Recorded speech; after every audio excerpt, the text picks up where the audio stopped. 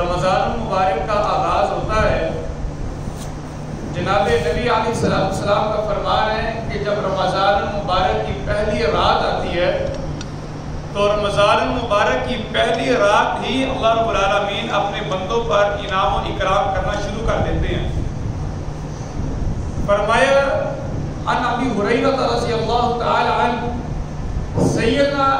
ابو ہریرہ رضی اللہ تعالی عنہ روایت کرتے ہیں، قال النبی صلی اللہ علیہ وسلم کہ اللہ کے نبی علیہ السلام نے ارشاد فرمایا ہے، اذا کان اول لیلۃ من شہر رمضان، کہ جب رمضان المبارک کی پہلی رات آتی ہے، صفدت الشیاطین ومردت الجن، اللہ رب العالمین شیاطین کو اور سرکش جنوں کو بیڑیاں ڈال دیتا ہے تاکہ میرے بندے جو نیک اعمال کرنا چاہتے ہیں، میرے وہ بندے جو جنت کو حاصل کرنا چاہتے ہیں، جہنم سے دور ہونا چاہتے ہیں،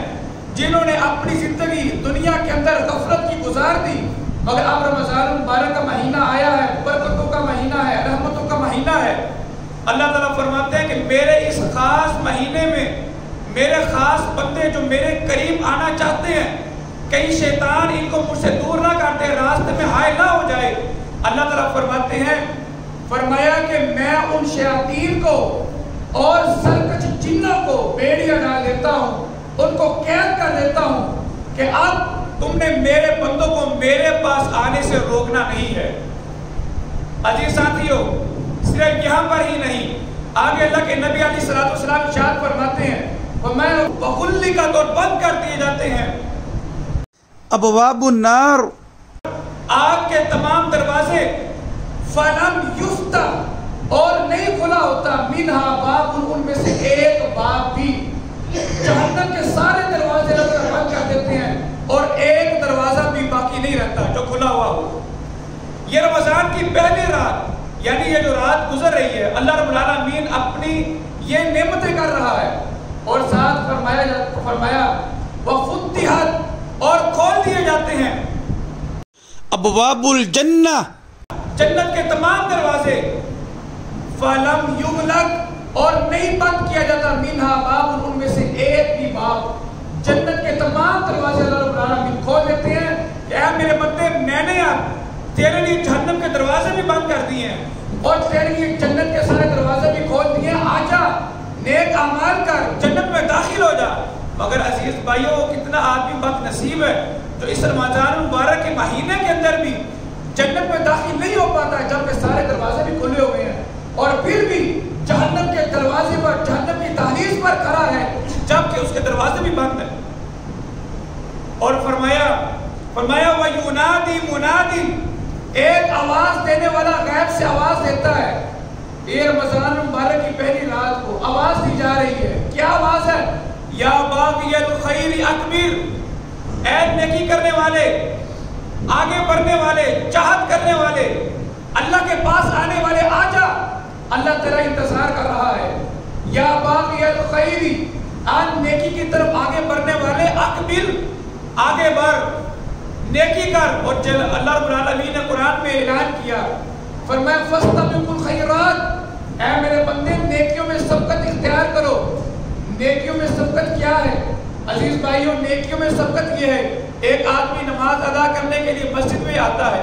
اب یہ ساری جگہ ہے جہاں کئی بار کھڑا ہو کے نماز ادا کر سکتا ہے، لیکن اس کی خواہش یہ ہے کہ میں نے اپنے رب کے قریب ہونا ہے۔ وہ کیا کرتا ہے؟ پچھلی صفوں سے پہلی صف میں آتا ہے اور پہلی صفوں سے بھی کوشش کرتا ہے میں نے امام کے قریب ہو کر بیٹھنا ہے، قریب ہو کر نماز ادا کرنی ہے۔ صحابہ کرام رضوان اللہ علیہم اجمعین کا ان کا کیا طریقہ کار تھا؟ احادیث میں آتا ہے صحابہ کرام نماز کے لیے اپنے لیے جگہ پہلے مختص کر کے جاتے، اپنا رومال یا کوئی چیز رکھ کے جاتے کہ امام کے پیچھے میں نے بیٹھنا ہے، امام کے قریب میں نے بیٹھنا ہے، اور صحابہ آپس کے اندر کوشش کرتے کہ پہلے میں نے جانا ہے تاکہ میں جگہ مان لوں۔ تو یہ کوشش ہے۔ اللہ تعالیٰ فرماتے ہیں کہ اے مومنو، رمضان کے اس مہینے میں فَاسْتَبِقُوا الْخَيْرَاتِ، بھاگتے ہوئے نیکی کی طرف آؤ تاکہ میں تمہیں اپنے ہاں قریب سے قریب جگہ دوں۔ اور فرمایا دوسرا اعلان ہوتا ہے یا باغی الشر، اے شر کرنے والے، اے برائی کرنے والے، اکثر اب تو باز آ جا، اب تو رمضان کا مہینہ ہے، اب تو برکتوں کا مہینہ ہے، اب تو نیکیوں کا مہینہ ہے، اب تو میں نے جہنم کے دروازے بھی بند کر دیے ہیں، اب تو جنت کے دروازے بھی کھول دیے ہیں، اب تو اپنے برے اعمال سے باز آ جا، اب تو جھوٹ بولنے سے باز آ جا، اب تو غیبتیں کرنے سے باز آ جا، اب تو مسجد میں نہ آنے سے تو باز آ جا۔ یعنی عزیز بھائیو، اللہ رب العالمین رمضان کی پہلی رات میں آواز دے رہے ہیں، اے میرے بندے آج جا نیکی کی طرف، اور اب برائی کرنے والے اب تو برائی سے رک جا، اب ذرا باز آ جا، ہوش کے ناخن لے لے۔ اور اللہ تعالیٰ ساتھ ہی نبی علیہ السلام فرماتے ہیں واللہ اتقاء من النار، اللہ رب العالمین اس رات کو بہت سے لوگوں کو جہنم کی آگ سے آزاد کر دیتے ہیں۔ یعنی یہ وہ عظیم رات رمضان مبارک کی، اور فرمایا ساتھ ہی نبی علیہ السلام نے وذالک، اور یہ فعل کل لیلۃ، اللہ رب العالمین رمضان مبارک کی ہر رات کو کرتے ہیں۔ ہر رات اللہ تعالیٰ کی طرف سے آواز دی جاتی ہے، اللہ تعالیٰ کی طرف سے نیکی کی طرف بلایا جاتا ہے۔ اور قرآن مجید کے اندر آپ اندازہ لگائیں، اللہ تعالیٰ نے جب رمضان مبارک کا ذکر کیا تو فرمایا شہر رمضان،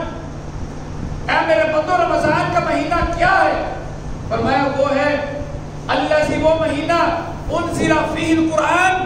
جس میں میں نے اپنا پاک کلام قرآن مجید نازل کر دیا ہے۔ اور قرآن کیا ہے؟ وَمَا هُدًى لِلنَّاسِ، یہ قرآن لوگوں کے لیے ہدایت کا سا چشمہ ہے۔ وَبَيِّنَاتٍ مِّنَ الْهُدَىٰ، اس میں واضح نشانیاں ہیں، والفرقان، اور فرقان ہیں، معجزات ہیں، حق اور باطل میں فرق کرنے کی تمیز اس میں موجود ہے۔ عزیز بھائیو، اللہ نے رمضان کا ذکر کیا اور اس کی فضیلت کو بیان کرنے کے لیے قرآن کا ذکر کیا، اور ساتھ ہی دوسرے نمبر پر اعلان کیا فَمَنْ شَهِدَ مِنْكُمُ الشَّهْرَ،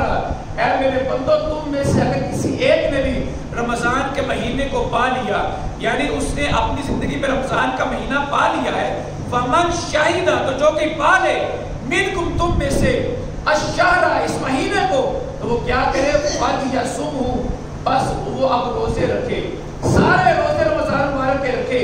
کیونکہ رمضان مبارک کے روزے رکھنا ہم مسلمانوں کے اوپر فرض کر دیے گئے ہیں۔ فرمایا یا ایھا الذین آمنوا، اے ایمان کا دعویٰ کرنے والو، کتب علیکم الصیام، میں نے رمضان مبارک کے روزے تم پر فرض کر دیے ہیں جس طرح تم سے پہلے لوگوں پر فرض کیے گئے تھے، لعلکم تتقون، جس کا صرف ایک مقصد ہے۔ رمضان کے روزوں کا مقصد یہ نہیں ہے کہ اللہ تعالیٰ ہمیں بھوکا رکھنا چاہتا ہے، یہ نہیں ہے کہ جناب اللہ تعالیٰ چاہتے ہیں کہ آپ ذرا تھوڑا سا بھوکا رہیں، تھوڑا سا کم کھائیں کم پئیں تاکہ مال بچ جائے، رزق بچ جائے، نہیں، بلکہ رمضان کے مہینے میں زیادہ کھایا جاتا ہے، زیادہ بانٹا جاتا ہے۔ اللہ رب العالمین فرماتے ہیں کہ اس رمضان کے مہینے میں روزوں کو فرض کرنے کا مقصد یہ ہے کہ تمہارے دلوں کے اندر تقویٰ آ جائے۔ اور تقویٰ کیسے آئے گا؟ جناب نبی علیہ السلام نے ارشاد فرمایا تم رمضان کا روزہ رکھتے ہو، صبح صادق سے لے کے غروب آفتاب تک اللہ تعالیٰ کی حلال چیزوں کو اللہ تعالیٰ نے، یعنی کھانا حلال ہے، پانی پینا حلال ہے، گوشت کھانا حلال ہے، پھل سبزیاں کھانا حلال ہے، اللہ تعالیٰ کی حلال چیزوں کو اللہ تعالیٰ نے مخصوص وقت کے لیے ہمارے اوپر حرام کر دیا ہے، اور ہم حلال چیزوں کو بھی اب یعنی استعمال نہیں کرتے ہیں۔ اور فرمایا تم حلال چیزوں کو منع کیے گئے ہو اس کو استعمال نہیں کرتے، لیکن وہ چیزیں جو حرام ہیں، چغلی کرنا، غیبت کرنا، اس کو اذیت دینا، لڑائی کرنا، فسادات کرنا، اللہ کے نبی علیہ السلام کا فرمان ہے کہ جس آدمی نے رمضان میں روزہ اس حال میں رکھا ہے کہ اس آدمی نے اس روزے کے تقاضوں کو پورا کیا ہے، یعنی چغلی نہیں کی، غیبت نہیں کی، کسی کو گالی گلوچ نہیں کی۔ اب اگر کسی نے اس آدمی کو گالی گلوچ کی ہے یا اس نے لڑائی کرنے کی کوشش کی ہے تو اس نے جواب میں یہ کہا انی صائم، اے بھائی میں روزے سے ہوں، میں تیری برائی کا جواب برائی سے نہیں دوں گا۔ اللہ کے نبی علیہ السلام فرماتے ہیں کہ یہ وہ آدمی ہے جس کا روزہ اللہ رب العالمین اپنی بات کا قبول فرما دیتا ہے۔ اور اس آدمی کے فضیلت یہ ہے کہ جب شام کے وقت، مغرب کے وقت اس آدمی کے منہ سے سمیل آ رہی ہوتی ہے، وہ سمیل بھی اللہ رب العالمین کو خوشبو سے زیادہ محبوب ہے۔ تو عزیز بھائیو، یہ اللہ تعالیٰ کی محبت کا انداز ہے۔ تو اللہ تعالیٰ نے اعلان فرمایا کہ جو بھی تم میں سے رمضان کا مہینہ پائے اس کے روزے رکھے، اور ساتھ فرمایا یاد رکھنا وَمَنْ كَانَ مَرِيضًا، اور جو کہ تم میں سے مریض ہے، او عَلَى سَفَرٍ، یا سفر پر ہے، تو یہ نہیں ہے کہ اسلام نے تم پہ سختی کی ہے، جبر کیا ہے کہ جناب تم مجبور ہو، روزہ نہیں رکھ سکتے، روزہ رکھنا ہے۔ فرمایا ایسے نہیں ہے، اگر مریض ہو یا سفر پر جا رہے ہو تو ایسے کرو، روزہ نہ رکھو، روزہ چھوڑ دو۔ تو کیا کرنا ہے؟ اس نے یہ نہیں روزہ چھوڑ ہی دینا، رکھنا ہی نہیں ہے۔ میں یہ بھی نہیں ہے، فَعِدَّةٌ مِّنْ أَيَّامٍ أُخَرَ، رمضان کے بعد باقی دنوں میں اپنی گنتی کو مکمل کرو۔ فرمایا اللہ تعالیٰ نے یہ کام کیوں کیا ہے؟ وَلِتُكْمِلُوا الْعِدَّةَ، تاکہ تم اپنی گنتی کو پورا کر سکو، وَلِتُكَبِّرُوا اللَّهَ، اور اللہ کی بڑائی بیان کرو، اللہ کی تعریف کرو۔ اور عزیز بھائیو، ہمارا تو کام یہ بنتا ہے کہ ہر لمحے اللہ تعالیٰ کی بڑائی، اس کی حمد و ثنا بیان کریں۔ ہمارے پاس ہے ہی کیا ہے؟ ہر چیز اللہ کی عطا کی ہوئی ہے، تو ہم اپنے اللہ تعالیٰ کو بھول نہیں سکتے، اللہ تعالیٰ سے صرف نظر نہیں کر سکتے۔ اللہ فرماتے ہیں وَلِتُكَبِّرُوا اللَّهَ، اللہ کی بڑائی بیان کرو، عَلَىٰ مَا هَدَاكُمْ، اس پر جو اللہ نے تم کو ہدایت دی ہے، یعنی اللہ نے تمہیں اسلام کی دولت عطا کی ہے، اللہ نے تجھے یہ توفیق دی ہے کہ تم مسجد میں آئے ہو، تم نے روزہ رکھا ہے، سحری کی ہے، اب فجر کی نماز ادا کی ہے، اس کے بعد بات سن رہے ہو، یہ اللہ کی توفیق ہے۔ اور ابھی بھی بہت سارے ایسے لوگ ہیں جن کو، جو مسلمان ہیں، نماز پڑھنا چاہتے ہیں لیکن وہ کوشش نہیں کرتے، ان کو توفیق نہیں ملی ہے، وہ صرف زبان سے کہتے ہیں ہم کوشش کرنا چاہتے ہیں مگر کوشش نہیں کرتے۔ عزیز بھائی، اللہ فرماتے ہیں کہ اللہ کی اس ہدایت کے اوپر اللہ کا شکریہ ادا کرو، اس کی بڑائی بیان کرو، وَلَعَلَّكُمْ تَشْكُرُونَ، تاکہ تم شکریہ ادا کرنے والوں میں سے بن جاؤ۔ تو عزیز بھائیو، یہ اللہ کا کرم ہے، اللہ کا احسان ہے، ماہ مبارک اس نے عطا کیا، رحمتوں کا، برکتوں کا نزول فرمایا ہے۔ اب ہمارا کام یہ ہے کہ اس رمضان مبارک میں ایک تو نیک اعمال کرنے کی کوشش کریں، اور دوسرا اللہ تعالیٰ سے گرا کر، رو کر یہ دعا کریں، اے اللہ ہمیں نیکی کی بھی توفیق دے، اور ان اعمال کو، نیک اعمال کو سنبھالنے کی بھی توفیق دے، کہیں یہ اعمال ہم سے ضائع نہ ہو جائیں۔ اللہ تعالیٰ نے آخری بات اللہ نے اعلان کیا ہے، فرمایا اے میرے بندے، کیا میں تمہیں ان لوگوں کے بارے میں نہ بتاؤں جنہوں نے نیک اعمال کر کے ضائع کر دیے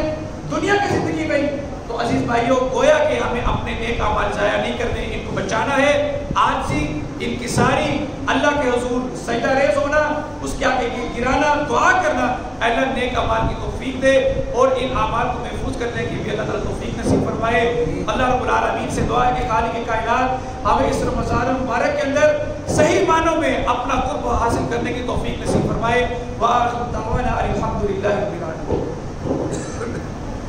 الحمدللہ رب العالمین۔